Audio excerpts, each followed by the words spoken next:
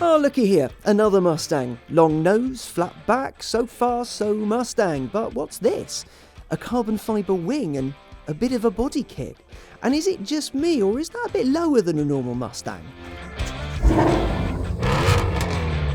Holy hell, that doesn't sound like a Mustang. That sounds like something far more European. Because this is not a normal Mustang, this is a Shelby Gt350r, the most hardcore, most track-oriented Mustang money can buy. And I have a sneaking suspicion it's going to be a good one. The Gt350r is the last in a long line to bear the name, and while this one has nothing really to do with Shelby, the original Gt350 was an incredible machine, one born of fear of dwindling sales.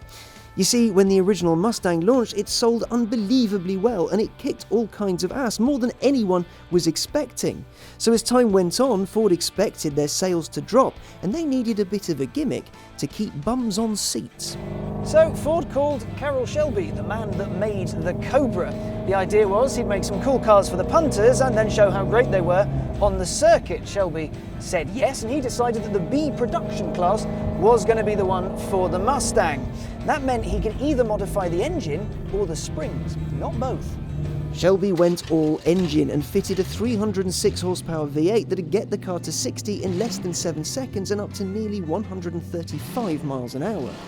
A hot hatch by today's standards, but much, much more than that back in the 60s. Most GT350s were made for the road, but there was a hardcore lightweight special, the Gt350r. And guess what? The new one is a modern interpretation of Shelby's original. It's light-ish, not really light, at 1,655 kilos. It's got a big Larry body kit, which will make local youths want to take lots of pictures on their camera phones. And, well, they'll want to take more when they hear the noise.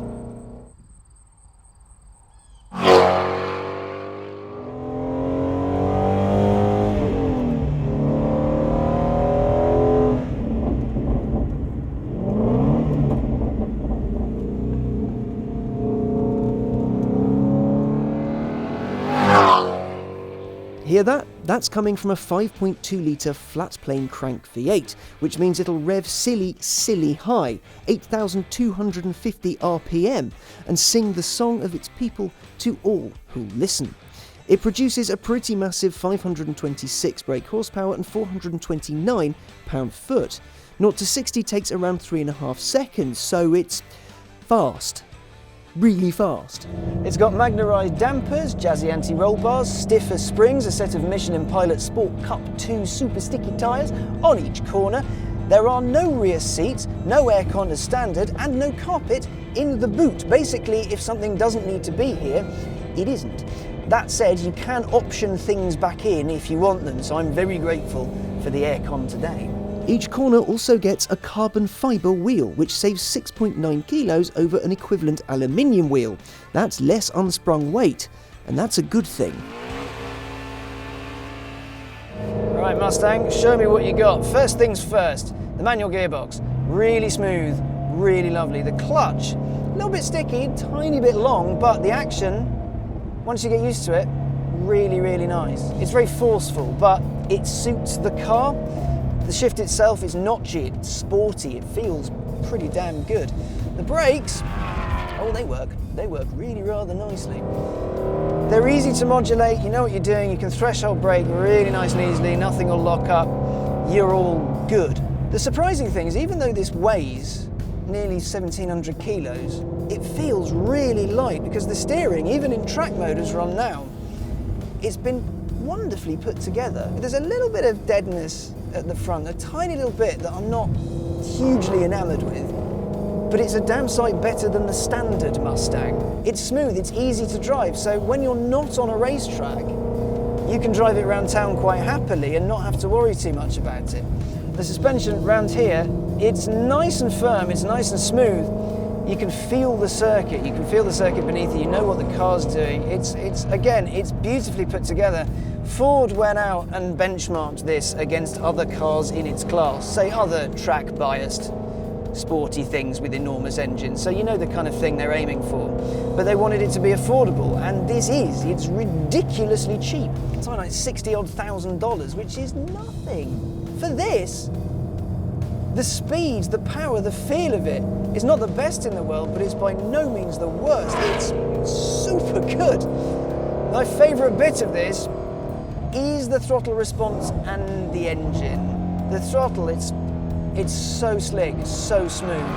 It's one of those throttles you absolutely dream of. You pitch it in, squeeze it on, and then you get the noise. And it revs up to 8,250 RPM. So cornering handling wise, as a package, how does it work? It feels very neutral. It doesn't feel like it's going to spit me off the circuit unless I really do something stupid. Like, yes, it'll be a big skiddy thing. You bang it into a corner and give it too much and then the back will kick out, but it's controllable. This isn't a Mustang for big arse out silliness. This is a Mustang for a racetrack. This wants to go around lines really quickly with a lot of noise and a lot of drama and have a lot of fun. Yeah, there are a few things I don't like. There are tacky plastics and things like that, but you know what? For the money, that doesn't matter. This is a serious bit of engineering. Serious. This will trouble a lot of very, very, very expensive things. The Mustang GT I tried in the UK was a good car. It was entertaining, made a great noise, and auto gearbox aside, felt at home. This is another level though. It's brash, it's mean, it's fast, it's hardcore. For the money, the Mustang GT350r is an ace deal, but sadly it's not coming to Britain, which is a shame because I think it would do really quite well, especially with that engine and the noise and the way it goes. The Mustang got really angry, and it's fantastic.